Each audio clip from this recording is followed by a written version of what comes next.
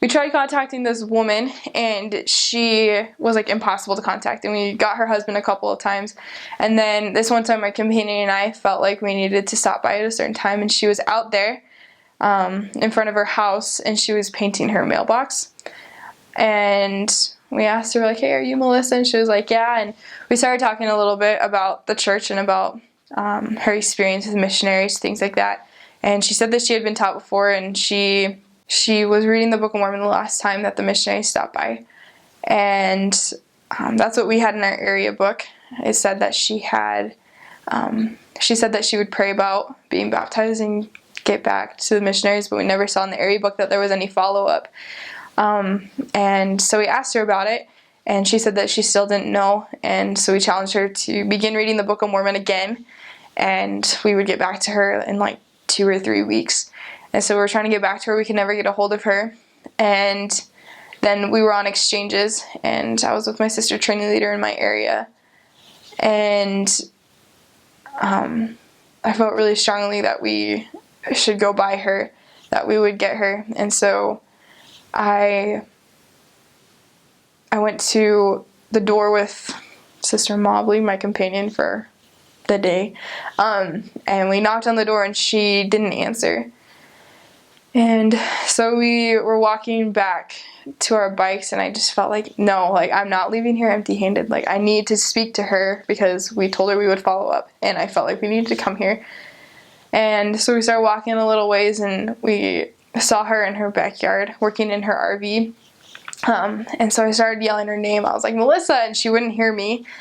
And so I called her cell phone, and she didn't answer that either. And so I told Sister Mobley, I was like, I know she's here. Like, she's right there. I'm not leaving here until I talk to her. Like, I can't just sit here and watch her walk away. And so we walked back to our bikes, and I said, we're going to say a prayer. And so we folded our arms by our bikes, and I said a prayer, and I said, Heavenly Father, we're going to walk away. And when we come, or we're going to walk X amount of steps. I don't even know if I said a particular amount of steps, but I said something to that effect. And I just asked for her to call us back.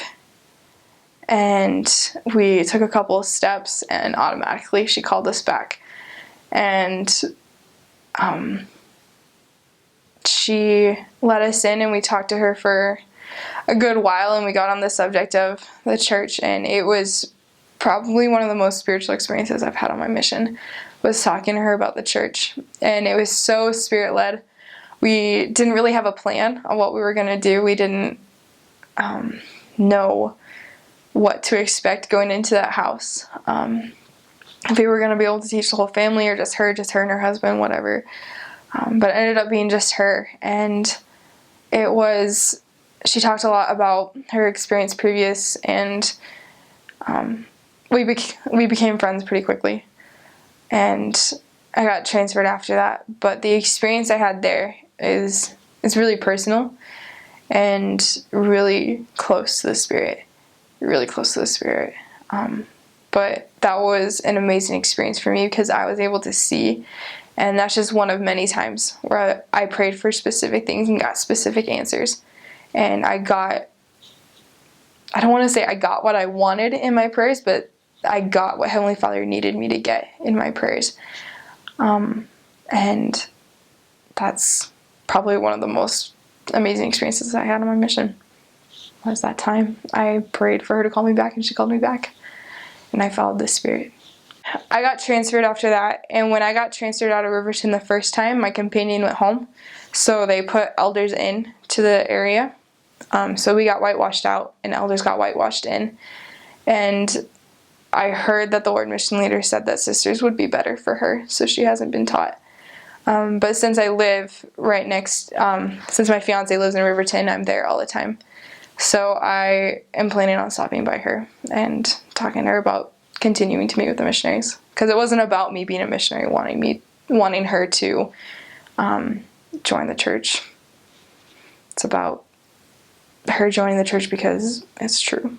So That's why I love living in my mission, because I can do that. I can go to people and be like, look, this wasn't just because I was a missionary. Like, this is still true even though I'm not a missionary anymore. Yeah. And I don't know, that's an amazing part of being a Utah missionary, is you can come back. And a lot of people do. I was called English speaking, so I should be able to speak English since I was born speaking English. But I can't very well, and I mess up and I trip over my words a lot, and I don't pronunciate correctly and whatever. So in the Orem mission, something to expect, and this is Salt Lake City South also, is at baptisms while the people are getting changed out of their white clothing. We, as the missionaries, teach the restoration. So the points of Preach My Gospel, we go through them just like we're teaching a new investigator. And those are some pretty cool experiences, because a lot of the time their less active family or non-members will be there. And the Spirit is so strong at baptisms, just adding in the restoration of the gospel of Jesus Christ makes it that much better. But there was this one baptism, and it was in Draper. And it was a cool baptism because it was of this little boy whose family was completely active. He just had Down syndrome, and so he didn't get baptized at 8, but he wanted to pass the sacrament with his brother, so he got baptized at 11. And he was the cutest kid ever. I love that kid. But even though everyone there was active, we taught the restoration anyway.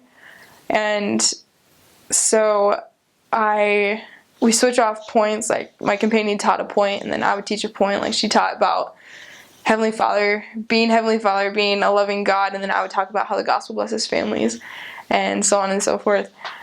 So we get to Joseph Smith and his story, and I was talking about, the time period it was in, that Joseph Smith lived in a time of great religious excitement, all that stuff, and that he was confused of which church to join. And so I couldn't remember the past tense of, like, seeking for something. And so I went to say seeked, but right when I started to say seeked, I knew that was wrong.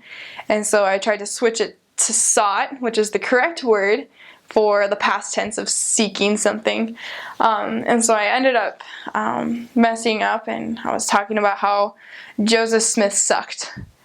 And I just froze, and I was like, oh my heck. Like, I totally just said that Joseph Smith sucked in front of all these people, and everyone laughed, and it was bad.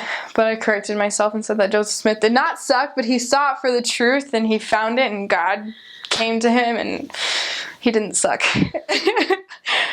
But yeah, so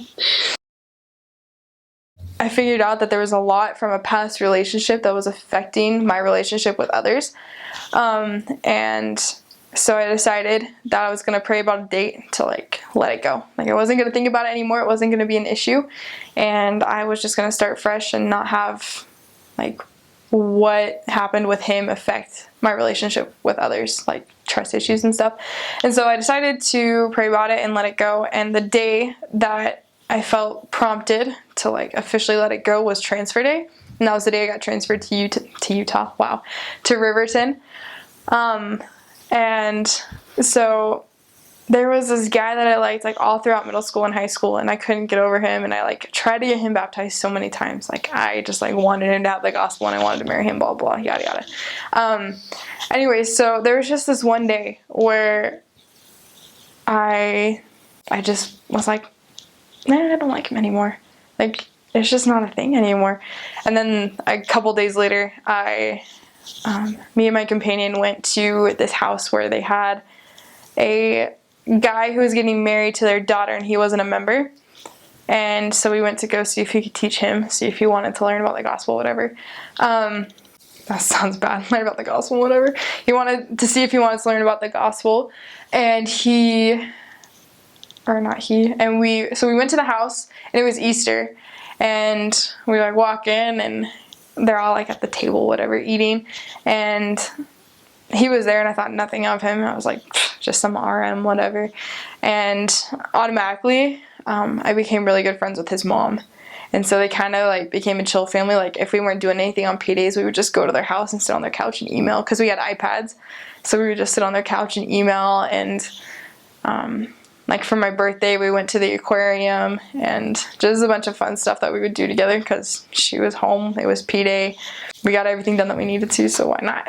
And slowly it started coming, and I didn't want to do it. I didn't want to tell my mission president about it because I didn't want to leave like one of my favorite areas because of a guy. So I was like, I'm just gonna push it. It's fine. It's whatever. And he was fellowshipping two of my investigators, and they would always joke around. They're like, y'all are gonna get married, and I'm like, I can't say no because I know it's a yes, but like,